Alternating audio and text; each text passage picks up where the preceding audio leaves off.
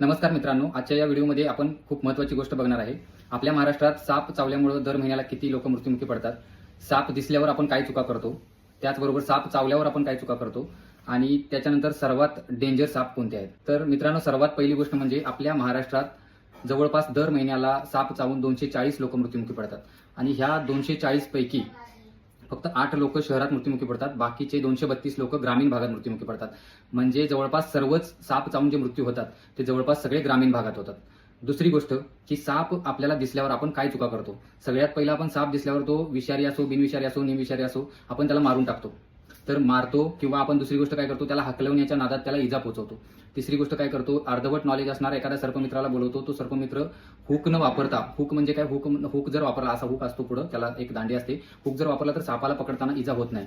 Hook न वापरता तो टॉंग वापरतो बऱ्याच ठिकाणी. आणि अर्धवट नॉलेज असलेले लोक टॉंग म्हणजे काय, त्याला क्लॅम्प असते पुढं, तर ती क्लॅम्प आहे ना, क्लॅम्पनं पकडताना जेवढं जास्त प्रेशर पडलं तर त्या सापाच्या पाठीचा कणा फ्रॅक्चर होतो आणि तो साप एखाद्या 2 तासानंतर तो पकडला तरी तुम्हाला समजणार नाही की ते फ्रॅक्चर झाले, पण तो 1-2 तासानंतर त्याला पॅरालिसिस होतो आणि काही दिवसानंतर तो भुकेनं म्हणजे उपाशी राहून मरून जातो. जरी तुम्ही त्याला वाचवला आणि कुठं नेऊन सोडला तरी तो तिथं जाऊन मरतो.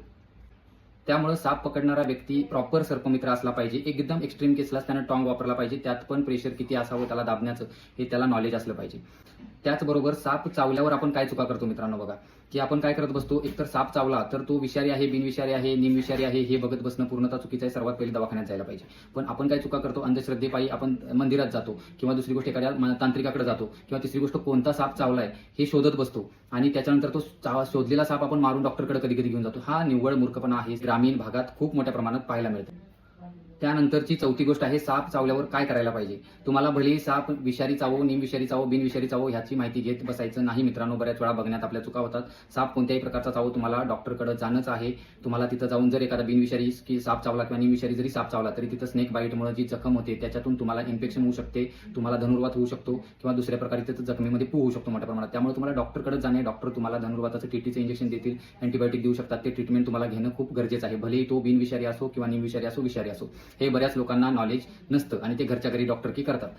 कोणताही साप चावल्यानंतर सर्वात पहिली गोष्ट करायची, ज्या ठिकाणी तुम्हाला साप चावलाय भले हाताला किंवा पायाला, तो भागाची हालचाल झिरो करायची. म्हणजे त्याची हालचाल पूर्णपणे थांबवायची, नाहीतर रक्ताभिसरण वाढून विष फास्ट तुमच्या शरीरात पसरतं. तर त्याची हालचाल पूर्ण थांबवायची आणि त्याची हालचाल परत होऊ नये म्हणून एखाद्या प्लेन लाकडीच्या फळीनं किंवा एखाद्या प्लेन रॉडनं किंवा कशानं तरी ती पाय जो आहे किंवा हात जो आहे तो स्ट्रेट एखाद्या साध्या गाठीनं बांधायचा. जोरात घट्ट आवळायचा नाही, तर तुमचा रक्त पुरवठा बंद होऊन तुमचा पाय किंवा हात आहे तो निकामी होऊ शकतो. घट्ट आवळायचं नाही, नॉर्मल बांधायचं आणि पायाची हालचाल किंवा हाताची हालचाल जिथे चावलाय त्याची हालचाल झिरो करायची आणि पळत कुठेही जायचं नाही. सापाला मारायच्या मागे लागायचं नाही. पहिला फोन करायचा, कोणाला तरी आपल्याजवळ बोलवायचं आणि गाडीतून आपण जायचं. पायाची किंवा जिथे चावलाय त्याची हालचाल झिरो करणे.